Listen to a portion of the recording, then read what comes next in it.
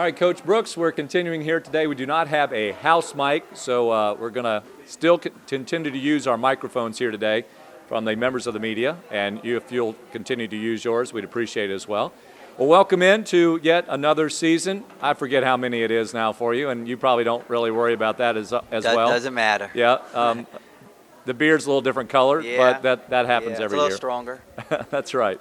But, Coach, as we start to embark on yet another season, I know there's a lot of buzz around town. As I walked into various shops and throughout the area this past week, everybody was really excited about the women's college basketball season starting, particularly for the Dukes of James Madison. How's the head coach feel about it going into 2015-16? I'm excited, but I need a little bit of time. We have a lot of work to do, but it's always a good thing when you're walking around town and there's so much excitement, enthusiasm. Even in the summertime, people were talking about, the start of the season, how much they were looking forward to it. It's downtime for us. We want to relax a little bit, but, to be honest with you, Kurt, I'm very excited, and I'm excited about where we're going to go. Obviously, we had a major setback for us in the preseason, but just where this team has gone in a couple of weeks, it's been refreshing, surprising, and it's been fun watching them. So I'm looking forward to a lot to come from this year, from this team, and our expectations, our goals have not changed regardless of what's going on, but we're looking forward to all the challenges that are in front of us. I know you do embrace challenges, and you don't want the one that's in front of you where you do lose a player like Precious Hall, but you've had a little bit of time to kind of reinvent, if you would, for this upcoming season. What can you give us specifically, or maybe in broad strokes, what you needed to do to reinvent this team in the short month that you had between the Hall injury and the start of the season? Well, if my team was a piece of paper, it'd be a bunch of pieces of paper balled up in my trash can because, all summer we were so excited about, the prospects of Precious Hall returning and Muff Mickens and Ashley Perez in a more prominent role and Jasmine Gwathmey going into her senior year.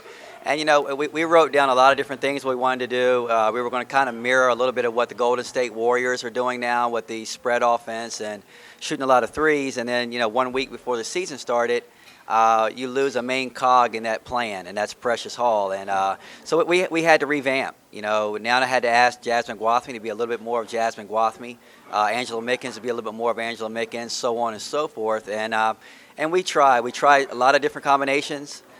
Before we got to the one that we feel like we're going to go with as the season is starting. But we invented ourselves, we threw it away, we reinvented ourselves, and now I think that we have something that we can start with.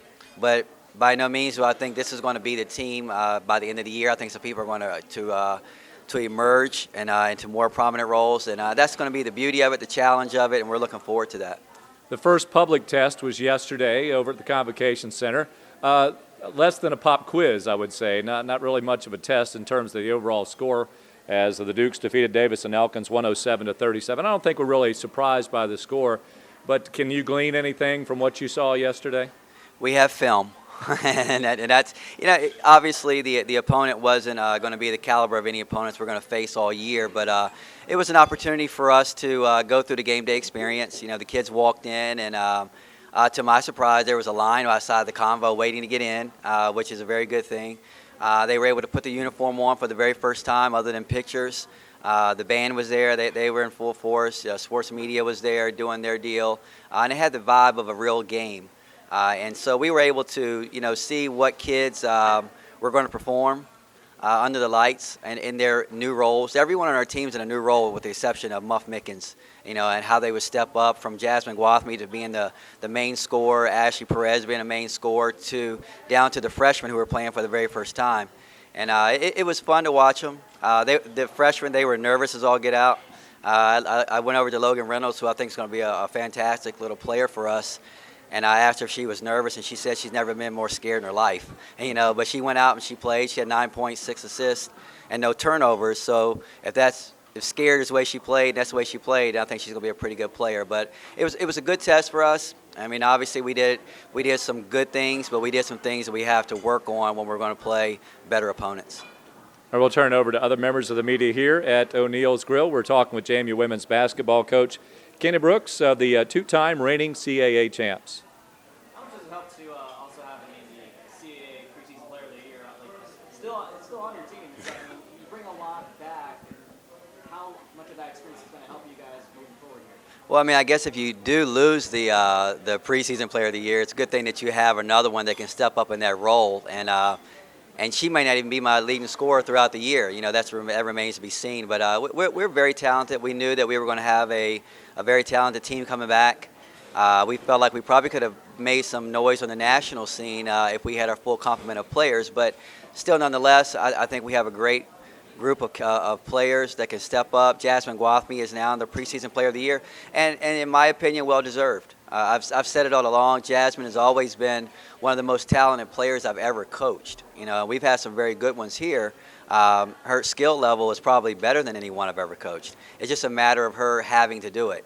And the last couple of years, she's been the reigning most outstanding player in our tournament.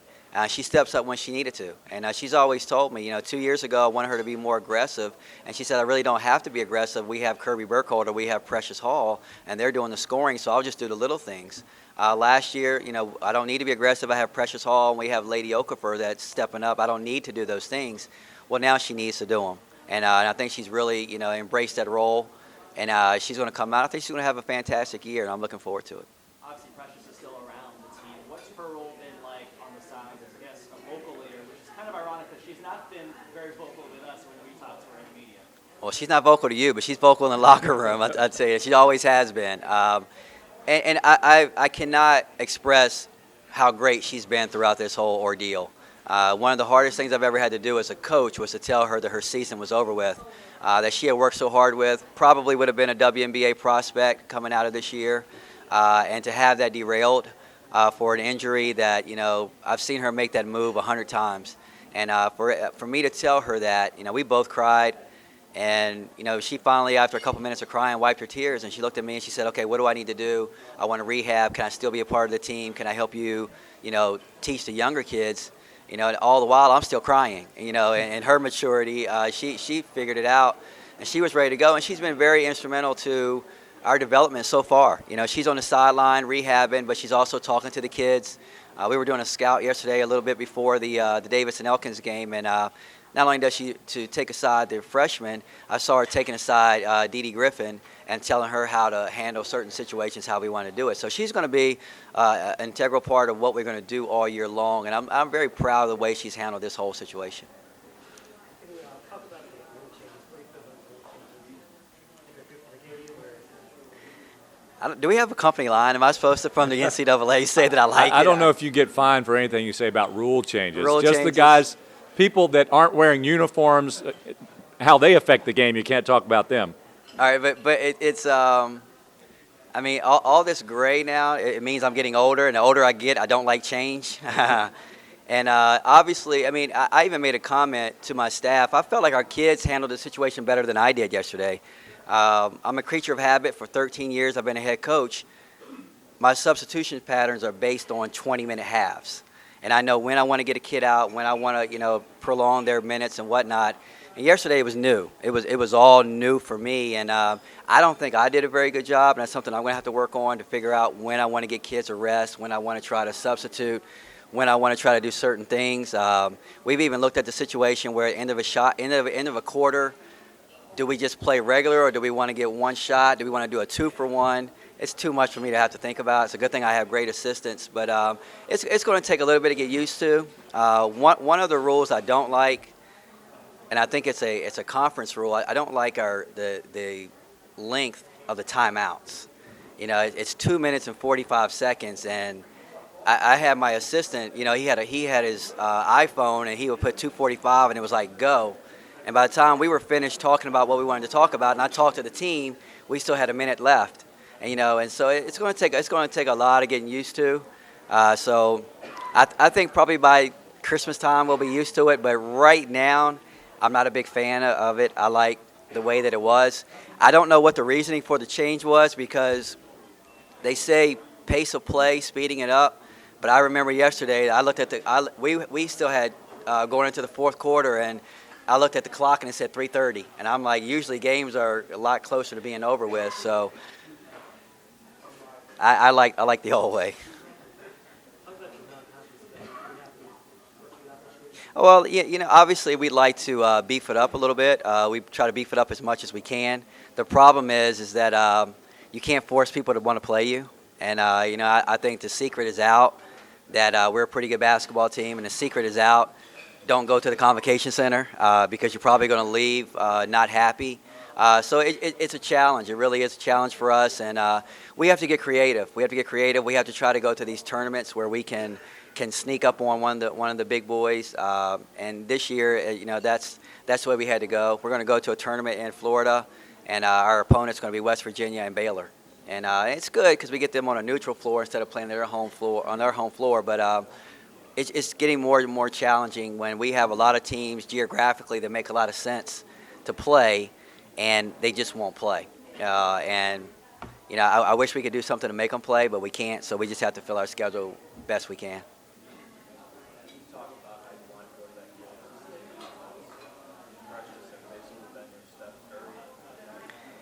I don't know if anybody can be Steph Curry. We wanted to do it in moderation. We weren't going to do it exactly what they did, but that whole ordeal is very exciting. I had a conversation, an argument, whatever you want to call it, with a lot of family members who's better, LeBron or Steph Curry, and that's how dynamic that offense is. But we were going to do something like that in moderation. I think you'll still see us up and down. I don't know how many times we'll get chicken nuggets this year because I think there's going to be days where we're not probably shooting the ball well, and we want to do certain things better to win. But obviously, there's going to be 1,000. There's going to be 1,000 times this year where I'm going to say, "What if Precious had been healthy?"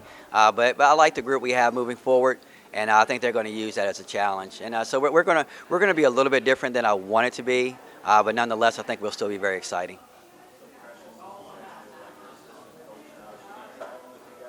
Oh, yeah, she's going to do everything. She's going to do everything with us. As a matter of fact, I think it was 3 days ago, she and I had a workout session. And a lot of it was we were on the court, and we were doing some form shooting and things, and it was more for her mind, to keep her sharp, to keep her excited into it, because rehab can be up and down. There are going to be good days, there are going to be bad days, so she's still very much a part of what we do for now and for the future. So we want to make sure that she's still engaged. So she'll travel, she'll do everything. We're going to give her a clipboard. We're probably going to have her keep something to keep her really focused. And if there is a silver lining, is that it happened when it happened. So now she'll be able to come back fully, ready to go. She'll probably be back out on the floor in April. So therefore, she'll get April, May, June, July, August, September to get confident in her knee. So if there is a silver lining that it did happen when it happened. And I think that once she gets back on the floor, she'll be a better player from a mental standpoint because she'll see things differently. She's already seeing things differently. She comes up to me and she's like, "Why are they doing that? Why are they doing that?" And I just kind of look at her with a sideways grin. You did it too when you were playing. All right, but now she's seeing things in a different light.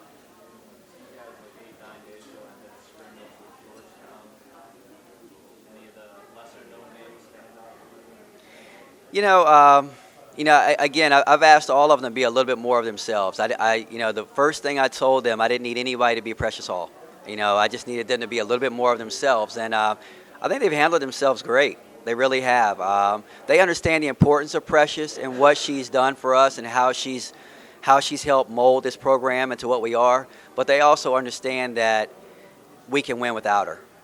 No one person is going to make or break our program. We're going to miss her dearly, but we also have the same expectations, same goals, and they've handled themselves great. Jazz has always known she has to step up now, and now there's no more deferring for her. Ashley, she welcomes the role because I've said it all along. I think Ashley's just as talented as anybody on our team, and now she's getting an opportunity to show that. So they're compassionate for a Precious situation, but they're looking forward to challenges, and they know they can come out and still achieve all of our goals. Yeah, you know what? Yesterday, Kayla Cooper-Williams started. She started in the scrimmage. She's been probably in that starting lineup role probably for 2 or 3 weeks. She's not going to be a main scorer, but, her basketball knowledge is very mature. I think she probably has the basketball mind of probably a junior. She's where she's supposed to be. She understands it. What she doesn't know, she learns it very quickly. Long, athletic, block shots. So I think she's going to be a mainstay. Logan Reynolds is a little point guard. Yesterday she had 9 points, 6 assists, no turnovers. Is learning how to play at this level. I think she's going to be an integral part to what we're doing. And then Savannah Felgen, say that a couple times, Felgen. She came out yesterday and she had 14 points, 6 rebounds in a reserve role, and it just gave me a glimpse of what she can do. So they're all going to be contributors for us, and I think they're going to be major contributors for us. We're not allowed to say that stuff, but It's legal. All right, any more questions for Coach Brooks? All right, coverage, of course, of JMU women's basketball, all the home games on Matazone HD Sportsnet and the JMU and Telos Wireless Broadcast Network this year includes 1360 WHBG AM as well as 101.3 FM. So that will allow for greater coverage here in the Shenandoah Valley, 101.3 FM, all the home games. And those broadcasts, all the games that is, all those games will now be broadcast starting with a 30-minute pregame show. Thank you very much, Coach Brooks, and we'll have Coach Matt Brady coming up in just a couple of moments.